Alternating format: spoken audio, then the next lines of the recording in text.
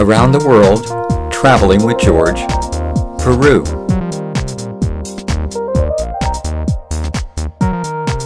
Our Peru travel starts off with arriving in Lima, and one of the first things you will notice is the normal hustle and bustle of any large city. Lots of jaywalking, so be careful while driving. Probably the second thing you will notice is the high number of female police officers, and I personally believe that Peru has a requirement of being beautiful before the ladies are allowed to apply for the job of police officer. As you will see, they are very beautiful. We decided to visit this outside mall area for the afternoon and found the street crossing is controlled by the Walk, Don't Walk mimes. Watch and learn. You will be safely mimed across the street.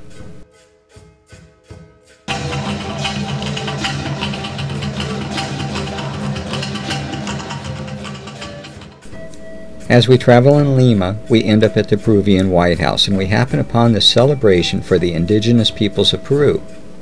You can hear the celebration in music. There's lots of music, dancing and dining at these types of celebrations in Peru.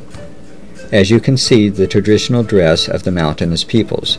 The area in front of the White House is quite beautiful with Spanish influences in the architecture, as well as beautiful fountains, sitting areas, and flowers. A photographer's dream. When visiting Lima, make sure you have lots of film and be prepared for some very, very beautiful pictures.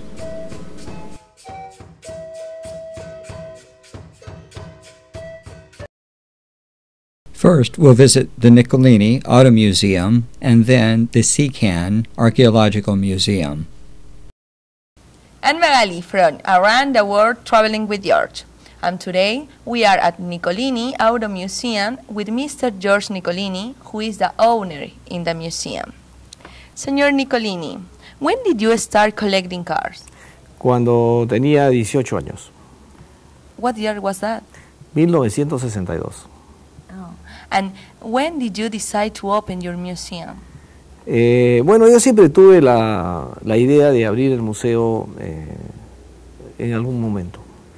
Y en el año 2003 se dieron las condiciones y lo pude abrir. Okay. Tell me, how many cars do you have now in your museum? En exhibición hay 70 autos. En el taller, que también los visitantes pueden visitar el taller de restauraciones, hay 30 más. Y en un depósito tengo 14 más. And how many different kind of cars do you have? Bueno, yo tengo más autos americanos, pero también tengo autos europeos, italianos, ingleses, alemanes y franceses. And what is your favorite cars and why? Mi carro favorito es un Auburn del año 1935 con Supercharger, Speedster. Un Mustang Shelby 1965, es un auto que me trae muchos recuerdos porque mi padre me regaló uno cuando tenía 20 años.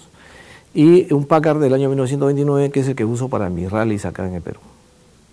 This is a wonderful museum for Peru. What made you decide to open the museum? Bueno, yo creo que ya yo tenía muchos años recolectando estos autos y los tenía en forma privada, pero yo creo que ya era hora que no solamente yo lo mirara, sino también los peruanos y los extranjeros que vinieran acá al Perú podrían ver los autos que circularon por Lima, porque por el Perú más que por Lima, porque el 95% de los autos son peruanos, o sea, llegaron al Perú en la época del año que se fabricaron. Okay. Do you have any special story about buying your cars? Sí, tengo varias, pero una en especial es de un Clement Bayard del año 1912, que lo conseguí en el centro de Lima, en el RIMAC. Estaba en una casona antigua y me dijeron que había este auto ahí, así que fui a verlo, lo miré por una rendija, pero había un problema. Que la puerta de donde estaba el auto, había una zapatería que hacía 25 años que estaba. Entonces hubo que pagarle al zapatero, desarmarle su zapatería, sacar el auto, armarle su zapatería y bueno, ya, irnos, ¿no? This is a funny story, really. Efectivamente. Can you tell us about what was the most difficult car to restore? Sí, un Renault del año 1908 que una persona o unas personas inexpertas empezaron a reconstruirlo y fueron personas que no supieron cómo desarmar y cómo juntar las cosas. Entonces me lo ofrecieron cuando ya estaba desarmado totalmente, entonces busqué las piezas en varios sitios, las junté y me demoré 2 años en restaurarlo. Finally, Mr. Nicolini, if you have an opportunity to speak to Peru or the world, what would you tell them about your museum? Bueno, que aquí hay autos importantes, como el Perú era un país de gente, había mucho dinero y además gente muy fina, muy exquisita, compraban cosas muy buenas, que aquellas personas que vengan al museo se van a llevar más de una sorpresa. Well, Mr. Nicolini, it's wonderful the interview for me. Thank you very much. No, muchas gracias a ti.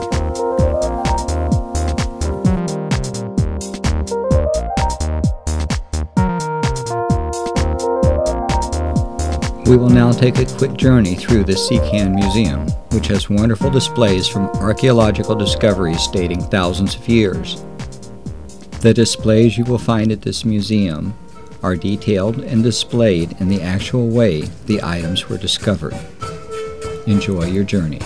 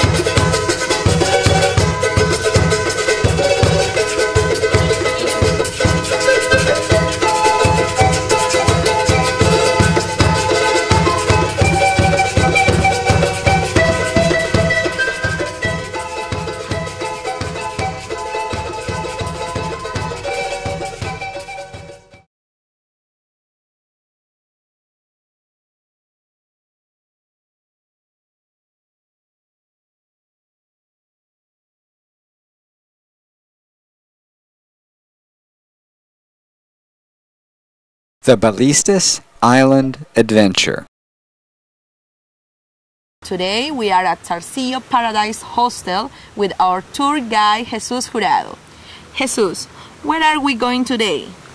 We are going to Ballistas Islands to see sea lions, penguins, and 9 species of birds. Now we continue to Ballistas Island, that is over there. After Magali introduced us to our host, we boarded a small vessel and headed for the Ballistas Island, where one of the first landmarks we crossed was the El Candelabro engraving in the side of the mountain. It's about 60 centimeters deep and 60 centimeters wide. Some people say it was made by aliens, some people say it was made by pirates, some people say it's a representation of the Southern Cross. Myself, I call it a big carving in a sand mountain.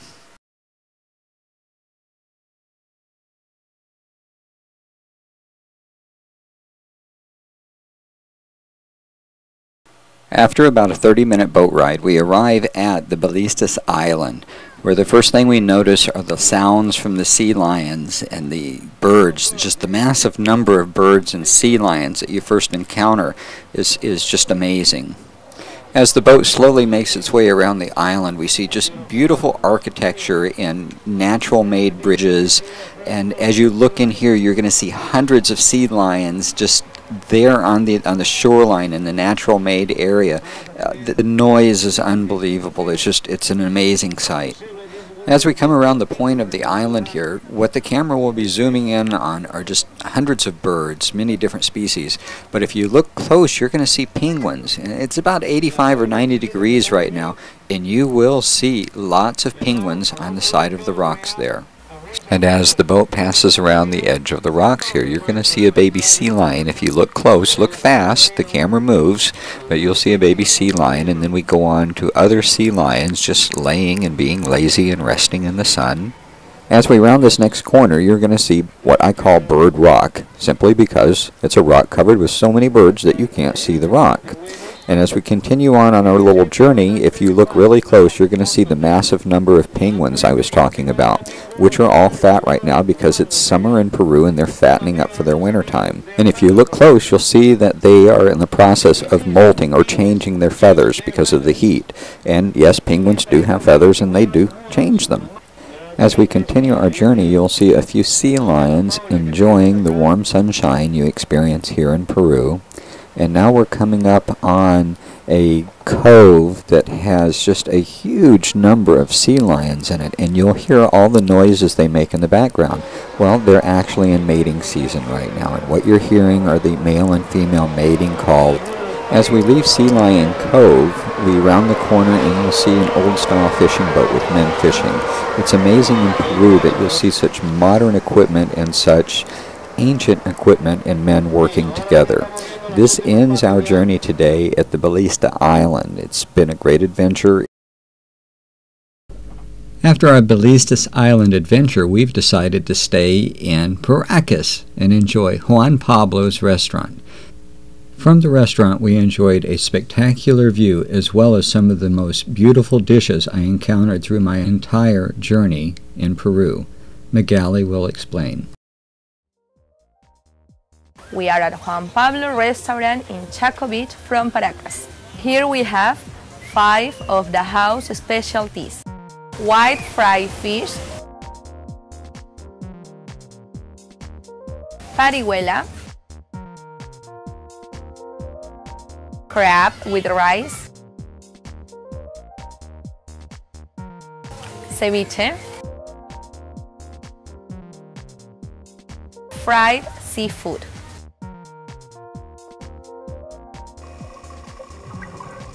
Scuba diving in Peru does require a wetsuit, but the probability of meeting up with mammals or other sea life along the reefs or small islands is just overwhelming. And if scuba diving isn't something that you like to do, maybe surfing.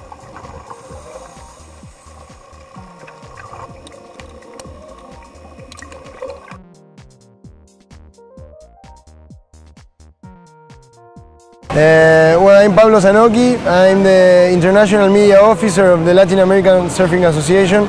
Here we are at the San Bartolo second pier in the 3rd stage of the Latin American Surfing Association tour, which are like waves that are part of the surfing history of the world. What I think that is amazing about Peru is the coast that is like full, rich waves potential. We have like all type of waves in a 3,000 kilometers coast. You can surf waves from 2 foot to 20 or maybe 25. You can surf hollow left, hollow right. You can surf beach breaks. You can surf left point breaks, right point breaks. You can surf any kind of waves over here. The waves are uncrowded, there are no sharks, the people is friendly, the food is amazing, And I don't know, Peru is for surfing is probably one of the top 5 countries to come and visit. And also you can party, you can meet girls over here. The people is great, and well, I invite you all to come over here and enjoy Peru.